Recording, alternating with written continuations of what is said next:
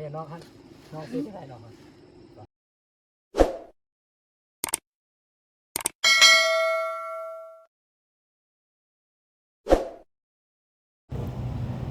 กับทางตาสบายดีเบิดสุขคนเด้อเพราะว่าอยู่ภายในหรือต่างประเทศพี่น้องยินดีต้อนรับเข้าสู่ซ้อมเบาตูนแสนแนวคือเก่าเนาะมื้อนี้ก็เป็นมื้อที่2ที่ทีมงานได้มาแจกเครื่องอยู่บ้านสลุยเมืองกะลืมแขวงเซกอมบ้านที่ไฟไหม้นั่นเองพี่น้องแต่ว่ามื้อนี้นี่ก็ได้มาหาน้องผู้นึงพี่น้องที่เพราะว่าเบาตูนได้เคยมาเทื่อนึงแล้วบ้านนี้เนาะมากับเบาเจ็บเบาโอเล่เบาโตเล่มาเทื่อนึงมาแบบบ่ได้รู้จักไผเลยมาแบบบ่มีพี่น้องเลยพี่น้องแต่ว่าน้องผู้นี้เป็นน้องที่แบบว่าตอนรับเฮาเป็นอย่างดีแบบคล้ายคือแบบเป็นอายเป็นน้องแท้ๆเลยพี่น้องแบบตอนรับให้กินน้ำกินในกินข้าวอันนี้อันนั้นคือแบบทุกอย่างเลยนะพี่น้องแต่ว่าเห็นว่าเรือนบ้านซองของเพิ่นก็บ่ได้มีหยังหลายเนาะก็คือน้องผู้หนึงที่ถูกไฟไหม้อยู่ในบ้านนี่พี่น้องที่ต้นเนาะพี่น้องประตูนก็มีแนวคิดแบบว่าแบบอยากช่วยเหลือแต่ว่าเขาก็บ่มีหยังพี่น้องอยากช่วยเหลือน้องเพิ่นจังได๋ก็ประตูนก็แปลงส่งแปลงซื้อแล้วก็น้องมาพี่น้องนี่น้องคนนี้ละน้องก็คือชื่อน้องเมื่อพี่น้องชื่อเมื่อครั้งนั้นเนี่ยน้องนี่เราเคยขอเมื่อนำทีมงานเพราะว่าอยู่นี่มันลำบากพี่น้องมันมีบ่อนเฮ็ดบ่อนอยากบ่อนหากินเพราะว่าชนบทแห่งพี่น้องเราก็ขอเมื่อแต่ทางทีมงานเฮาก็บ่ให้เมื่อเพราะว่าเฮาก็บ่มีหยังคือกันพี่น้องบ่มีบ่อนเฮ็ดเวียกเฮ็ดงานนั่นน่ะเป็นแต่ถ่ายคลิปจังซี่ครับก็บ่มีบ่อนให้น้องเฮ็ดเวียกบ่อนหารายได้พี่น้อง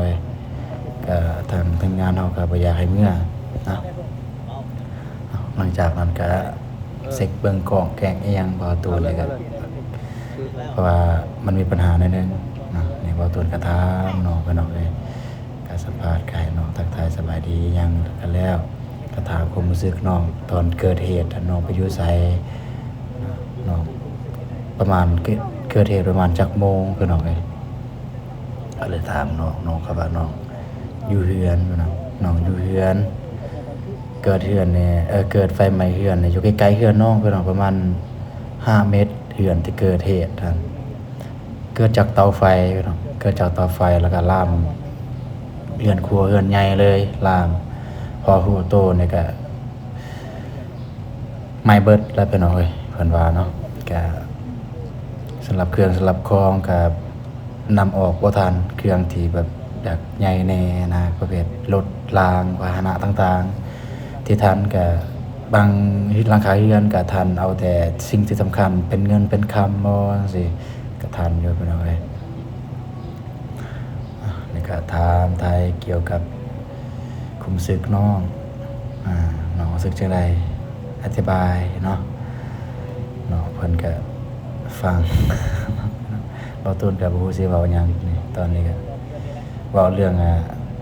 อดีตที่เคยมาบ้านน้องพี่น้องมากับบ่าวโทเล่บ่าวเจ็บ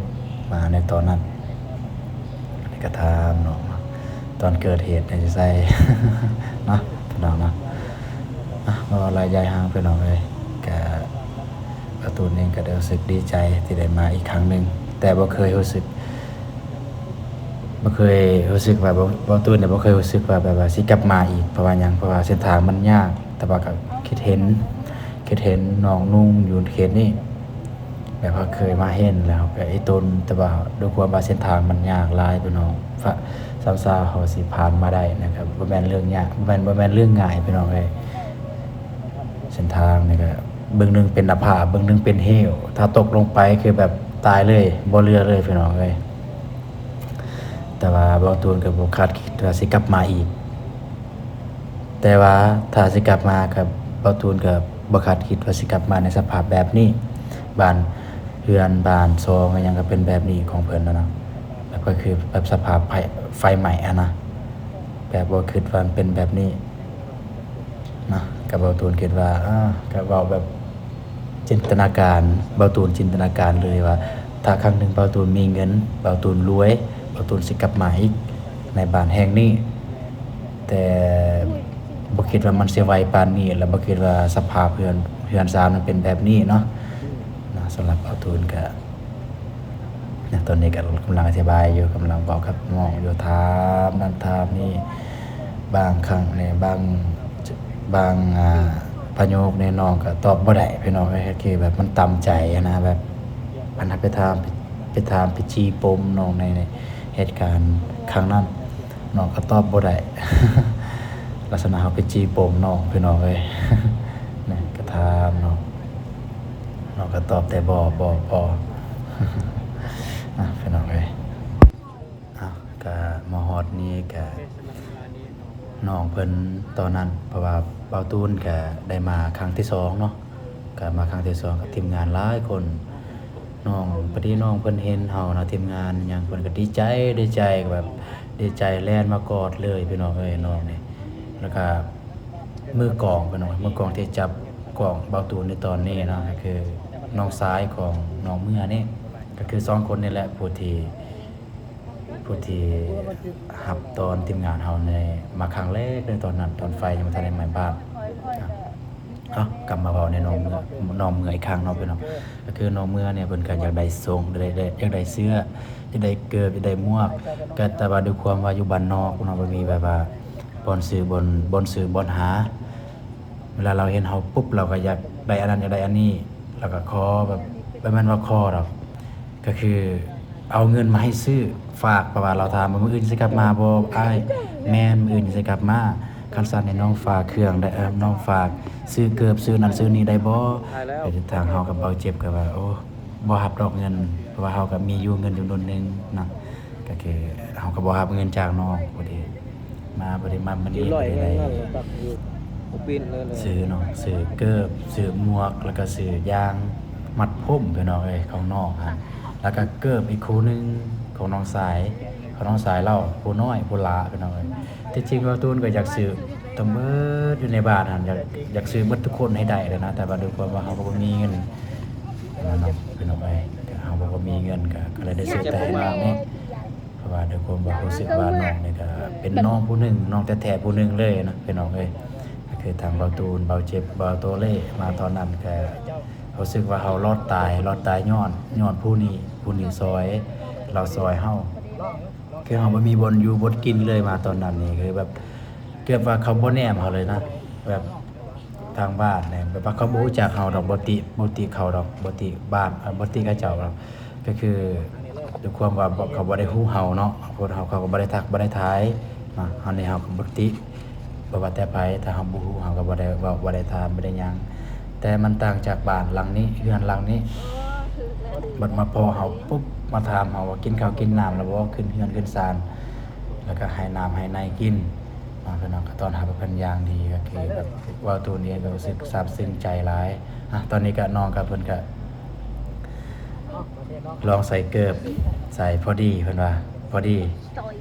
ก็คิดว่าเว้าตูนก็รู้สึกว่าโอ้ก็บ่ว่าแต่สิซื้อให้แนวใดเนาะก็คือเฮาอยู่นอกอยู่ในจังซี่เนาะได้ก็ต้องพอดีหมดนั่นแหละเนาะเพราะว่าเฮาก็ได้ใส่เกิบใหม่นี่ก็เนาะแต่ว่ามาเว้าเรื่องไมค์พี่น้องเอ้ยไมค์ของเบาตูนนี่มันมีปัญหาอีกแล้วพี่น้องเอ้ยต่างๆที่ใส่ไมค์แล้วยังบ่ได้บ่มีเสียงพี่น้องเอ้ยสาเหตุที่มาพากย์เสียงนี่ก็บ่มีเสียงพี่น้องบ่ได้ยินเสียงคันพี่น้องบ่เชื่อก็สิลองตัดจากน้อยนึงให้พี่น้องได้ฟังเนาะ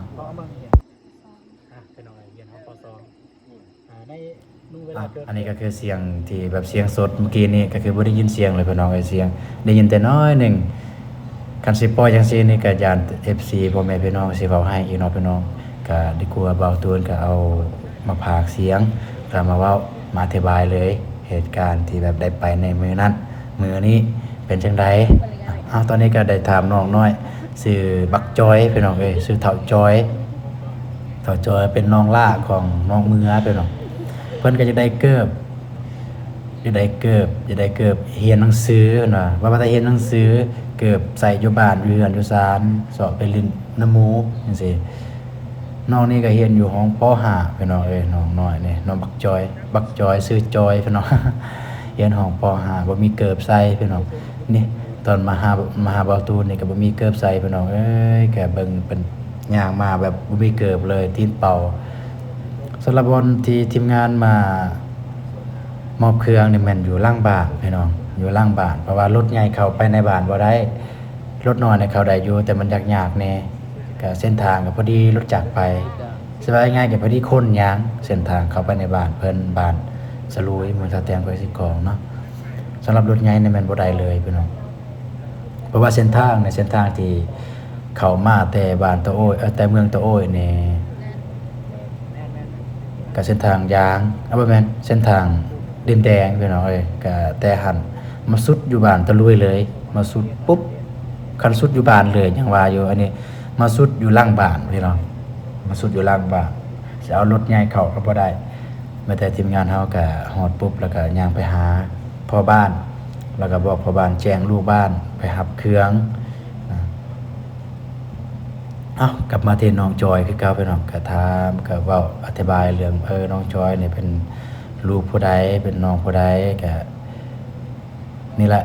ก็คือผู้ที่ทีมงานเฮาก็เอิ้นใส่อยู่ในเฮือนตอนทีมงานเฮามาครั้งแรกๆบ่าวตูนก็มอบเกิบให้พี่น้องนี่ซื้อเกิบตอนแรกก็คิดว่าพอดีบ่พอดีบ่เกิบพี่น้องแต่ว่าพอดีน้องก็ใส่เลยดองแดงดองแดงเนาะใส่เลยอันนี้ก็ยางมัดผมของน้องเมื่อมันขอให้ซื้อพี่น้องบ่าวตูนเองก็เห็นใจเนาะก็เพราะว่าอยู่บ้านนอกบ้านนาจังซี่ก็บ่มีเนาะพี่น้องบ่มียางบ่าวตูนก็ซื้อจำนวน 5,000 กีบพี่น้องเมื่อวานนี้ซื้ออยู่เมืองตะโอ้ยเพราะว่าทางทีมงานเฮาก็นอนอยู่ตะโอ้ยพี่น้องก็โดยออกไปซื้ออยู่หั่นซื้อเนาะแล้วก็อธิบายเนี่ยตอนนี้บ่าวตูนก็กำลังอธิบายกำลังเว้ากำลังว่าอยู่เบื้องหลังเป็นแนวใดเนาะได้เว้าได้ร่วมกับน้องด้วยความคิดฮอดคิดถึงถามน้องเนี่ยทางบ่าวตูนเองก็บ่คิดว่าบ้านนี้สิเกิดเหตุการณ์แบบนี้พี่น้องก็ทางจังได๋ก็บ่าวตูนก็ต้องขอแสดงความเสียใจมายังครอบครัวหรือชาวบ้านที่ประสบภัยอัคคีไฟครั้งนี้บ่าวตูนบ่ได้มีหยังหลายกลับมาเว้าในคลิปในเรื่องนี้คือเก่าพี่น้องก็ตอนนี้ก็บ่าวตูนแนะนำให้น้องอธิบายแนะนำให้น้องเว้าและแสดงความรู้สึกและแสดงความว่าแสดงความรู้สึกแล้วก็อวยพรให้ทางผู้ใหญ่ใจดีเพิ่นแต่ว่าน้องก็บ่ตูนเข้าใจว่าน้องนี่มีความรู้สึกว่าอยากขอบอกขอบใจแล้วก็ความรู้สึกแนวใดและอยากให้อวยพรแนวใดแต่ด้วยความว่าน้องเนี่ยเว้าบ่ได้เว้าบ่เป็นว่าซั่นซะพี่น้องเว้าได้แต่ขอบใจเนาะพี่น้องก็บ่ว่ากันพี่น้องก็บ่ติดอกพี่น้องเพราะว่าทางนั้นเขตนั้นนี่บ่แม่นว่าเหยียดบ่แม่นว่าดูถูกเนาะพี่น้องก็คือทางนั้นนี่ส่วนหลายก็บ่ได้เรียนหนังสือก็คือน้องนี่บ่ได้รู้หนังสือได้น้องนี่บ่ได้รู้หนังสือแต่ว่ายอมรับว่าความกล้าเนี่ยมีความกล้าหาญเนี่ยน้องมีความกล้าหาญพี่น้องเว้าจาเนี่ยแบบมีความกล้าหาญบอกกับคนนี้บอกกับคนนั้นคือเว้าความลาวว่าหยังก็เว้าได้อยู่แต่ก็บ่ถึงกันว่าเว้าเป็นคือแบบคนอื่นนะแต่ก็ซ้ำแบบตอบไกลถามขอได้อยู่พี่น้อง